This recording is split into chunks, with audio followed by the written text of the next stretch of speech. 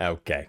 All right, let's talk about this. As promised, Blizzard has just announced their plan for the Dinar system. Starting on May 13th, Dinars are going to be introduced back into the WoW economy. This is great news for a lot of players. A lot of us were expecting this, but we didn't know exactly what it was going to be.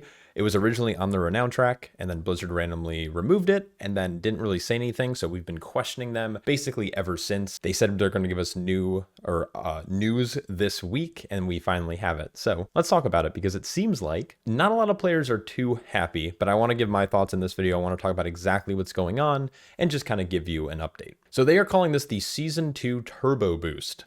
And this is launching on May 13th. This is going to include the puzzling cartel chips, also known as dinars. It's going to extend the mythic track and also hero track to, or I guess 6 item levels past where they are currently. And you can also craft higher level items. They're also making like alts more friendly, and they're doing some delve stuff, but we're going to mostly focus on the gearing. So I'm going to leave these articles down below, so if you want to read them, feel free. We are turning things up a notch in the War Within Season 2 with increased rewards and improvements to help you gear up your warband with what we call a turbo boost. During this event, hero and myth track gear will extend 2 upgrades from 6 to 8.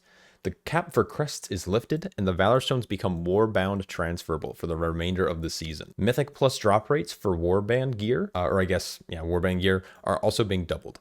So, okay, there's a lot to unpack here, right? So, starting with the last thing that we just read, I think this is great. I already feel like Warbound gear, I get so much of it during runs, and it being doubled means it's going to feel like every run or every other run you're going to be getting a piece of gear for one of your alts. Now, obviously, it's random. It is dependent on the dungeon you're running, but it's going to allow you to gear up an alt if you'd like, which I think is just great all around.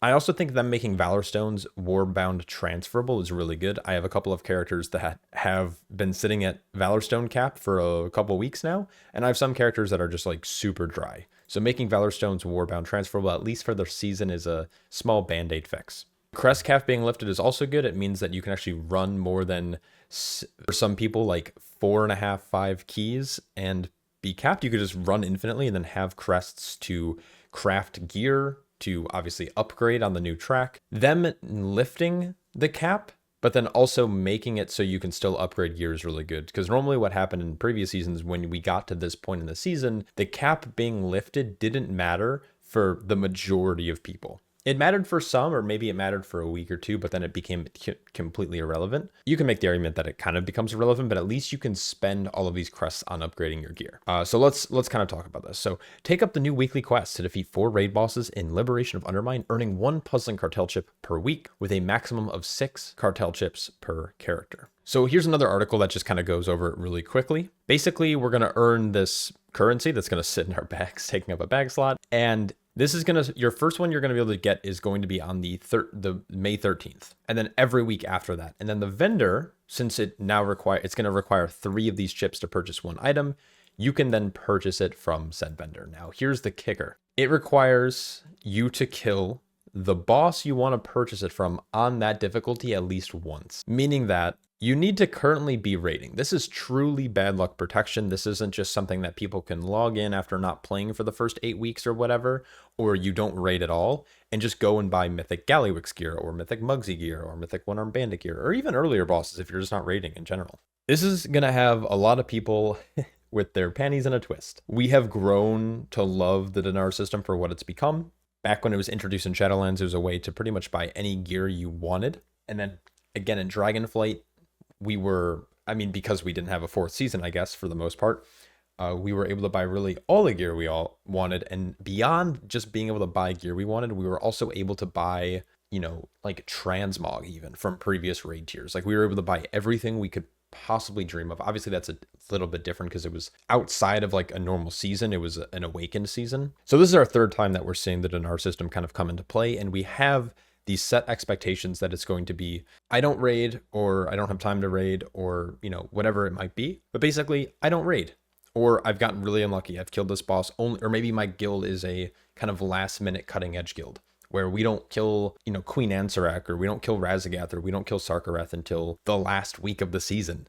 And you want to be able to spend the time playing with the gear you want. And so now Blizzard saying, well, you have to kill the boss to get the piece you'd like. So really, you can only buy gear off of the bosses you've already killed. Now, for someone, in my position or anyone else who raids at a higher level, chances are you're probably going to kill the boss, you've already killed the boss maybe, or you're going to kill it very soon. And so this is just going to be a bad luck protection. But for most people, this is a system that's being implemented that's trying to incentivize you to raid, but maybe you just don't have the time, you don't have the passion for it, you don't have a team, whatever. And so this now feels like it's isolating the audience of raiders versus people who don't raid. And I'm going to say that I've always enjoyed the gearing system in WoW. I think the progression curve of getting your character from basically LFR gear or questing gear all the way up to your whatever you consider your best in slot gear by the end of the season, I like that track. Dinars help with that, but I'm not necessarily for Dinars. I would be okay if they didn't even implement this system at all. It's just a way to have bad luck protection or to plan out your path ahead. And with them making it so it's really only for raiders and people who are killing those bosses, it can be a little frustrating because there are some people who don't even go for AOTC. They just do Mythic Plus. And maybe they want a bomb suit. But now to buy a bomb suit, now they have to go and get AOTC. And I mean, I know Galliwix is only going to get easier as weeks go on, but having to now go in and kill that boss that you didn't really plan on killing anyways because you figured that you'd just be able to buy it with Dinar, kind of a spin in the face. Now, of course, Blizzard never said how this system was going to work, but back when it was on the Renown track. So it's not like they're pulling a rug, but we are used to how it worked in previous seasons, and now the expectations are now shifting. So this sucks. It's obviously really kind of annoying. I was hoping I was going to be able to log in and just get my Capo's Molten Knuckles from Mr. Muggsy. But unfortunately, I'm going to have to keep raiding, wait for my guild to kill it, and then go and buy it. And we're going to be, for me personally, like the way that I look at this is we're starting One Arm this week. We'll probably kill it in the next couple of weeks. We'll be on Muggsy. By the time we can actually buy this item, Muggsy should be dead for us. So this isn't necessarily like the worst thing in the world, but I would have liked to have it sooner rather than later, or where I didn't have to feel like I needed to raid on my Brewmaster to get the kill. Now, I don't know if this is specific to your account or specific to that character. Like, do you have to kill that boss can I kill it on my Brewmaster, but then buy items for my Prot Warrior? Can I, do it? Can I buy items for my mage, or does it have to be that character? Because that's another issue too. I don't see anything about alts here. It just says it has to be defeated once on any difficulty to purchase that hero track, or at least once on Mythic difficulty to purchase Mythic track. So that's one question I'd like to have answered. Beyond the Dinar, let's talk about the upgrade tracks. So they're lifting the crest cap and they're increasing basically everything by 6 item levels. They're doing this the same for crafts. So if you did craft a piece, the piece is still going to be relevant. My first concern when I first read this, I was like, oh shit, our crafted gear is now going to be irrelevant because Mythic track gear is going to just be able to be upgraded so much higher than our crafted gear, but that's okay. We're going to get 6 item levels. So crafted gear is going to go all the way up to 681, and your Mythic track gear is going to go all the way up to 684. Now, some people are pretty frustrated with this because you spend all season trying to max out your character.